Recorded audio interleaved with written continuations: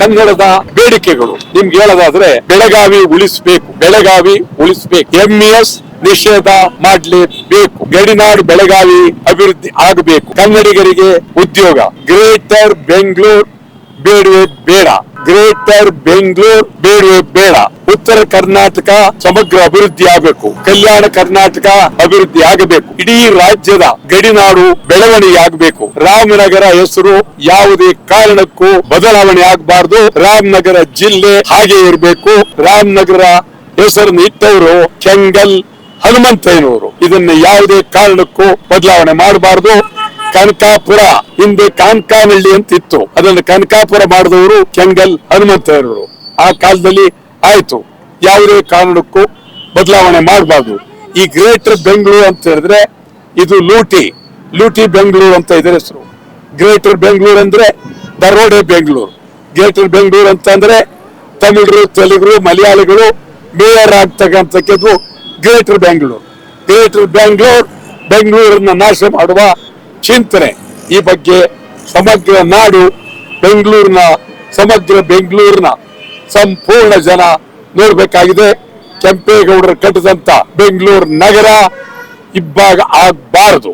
ಅದೇ ರೀತಿ ಬೆಳಗಾವಿ ಯಾವುದೇ ಕಾರಣಕ್ಕೂ ಇಬ್ಬಾಗ ಆಗಬಾರದು, ಬೆಳಗಾವಿ ಇಬ್ಬಾಗ ಆಗಬಾರದು, ಮೆಟ್ರೋ ದರ ಏರಿಕೆ ಆಗಬಾರದು, ಗಡಿನಾಡು ಕೋಲಾರ ಅಭಿವೃದ್ಧಿ ಆಗಬೇಕು, ಮಾದಾಯಿ ಕಳಸಾ ಬಂಡೂರಿ ಕಾರ್ಯಗತ ಆಗಬೇಕು, ಮೇಕೆದಾಟು ಯೋಜನೆ ಆಗಲೇಬೇಕು, ಕೊಪ್ಪಳ ಸುತ್ತ ಯಾವ ಕಾರ್ಖಾನೆಗಳು ಬೇಡವೇ ಬೇಡ.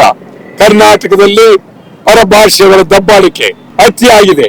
ಕನ್ನಡದ ಜೊತೆಯಲ್ಲಿ ಹೊಂದಾಣಿಕೆ ಮಾಡ್ಕೊಂಡಿರೋದಾದ್ರೆ ಪರಭಾಷೆ ಇರ್ಬೋದು, ಇಲ್ಲ ನಿಮ್ಮ ಗಂಟು ಮೊಟ್ಟೆ ಕಟ್ಟಿ ಊರಿಗೆ ಹೋಗ್ಬೋದು. ಬಿಹಾರ ಇರ್ಬೋದು, ಉತ್ತರ ಪ್ರದೇಶ ಇರ್ಬೋದು, ಹಿಂದಿಯವರು ಇರ್ಬೋದು, ತಮಿಳರು ಇರ್ಬೋದು, ತೆಲುಗರು ಇರ್ಬೋದು, ಮಲಯಾಳಿಗಳಿರ್ಬೋದು, ಹೊರಡಬೇಕಾಗುತ್ತೆ. ಎಚ್ಚರ, ಹಿಂದಿ ಬೇಡವೇ ಬೇಡ. ಕೇಂದ್ರ ಸರ್ಕಾರದ ಮಲತಾಯಿ ಧೋರಣೆ, ಹೈವೇದಲ್ಲಿ ಕರ್ನಾಟಕ ಅನ್ಯಾಯ ಆಗಿದೆ. ಮಂಗಳೂರು ಕಾರವಾರ ಬಂದರು ಅಭಿವೃದ್ಧಿ ಆಗಬೇಕು.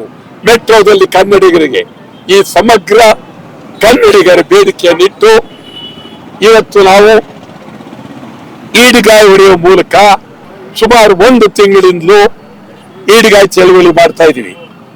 ಮೇ 30ನೇ ತಾರೀಕು ಹುಬ್ಬಳ್ಳಿಯಲ್ಲಿ ಉತ್ತರ ಕರ್ನಾಟಕದ ಬಗ್ಗೆ, ಗುಲ್ಬರ್ಗದಲ್ಲಿ, ಬಾಗಲಕೋಟೆಯಲ್ಲಿ, ಬಿಜಾಪುರದಲ್ಲಿ, ರಾಯಚೂರಿನಲ್ಲಿ, ಬಳ್ಳಾರಿಯಲ್ಲಿ, ಕೊಪ್ಪಳದಲ್ಲಿ, ಗದಗಿನಲ್ಲಿ ಎಲ್ಲ ಕಡೆ ಕಾಯನ್ನ ಹೊಡೆಯುವ ಮೂಲಕ ತೀವ್ರವಾಗಿ ಹೋರಾಟವನ್ನ ಮಾಡ್ತೇವೆ.